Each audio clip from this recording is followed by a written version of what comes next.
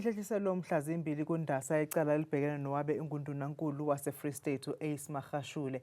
uMagashule ubevele enkantolo ephakeme yase-Bloemfontein kanye nasolwa nabo mayelana necala elithinta inkohlakalo yokukhishwa kophahla lwe-asbestos ezindlini zase-Free State.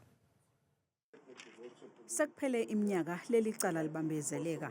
Nanamhlanje inkantolo iphinde yalihlehlisa ngenxa yokuthi omunye wabasolwa uMorwadi Cholota kusanezinye izinto aziphonsela inselele ezithinta ukuqhubeka kwaleli cala. Ulwisana nokubuyiselwa kulelizwe nathi kwenzeka ngendlela engekho emthethweni.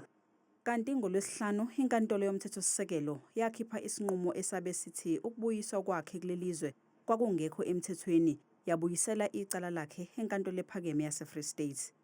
Ijaji likhathazekile ngokuthi ukubambezeleka kwaleli cala kudla kakhulu emakhikhini abanye abasolwa. We cannot delay this trial for years to come. And on the other hand, we cannot place the accused in a position where they have to be financially constrained and also personally constrained by coming to court every second day. But I thought, and I still think, that the 2nd of March is a reasonable date. uMagashule umile ekutheni ukubambezeleka kwaleli cala kunenhlese yezombusazwe. Frustrating because it is our image out there. We are seen as corrupt people. People are not saying these are allegations, but it's deliberate, it's political. I've said from the onset.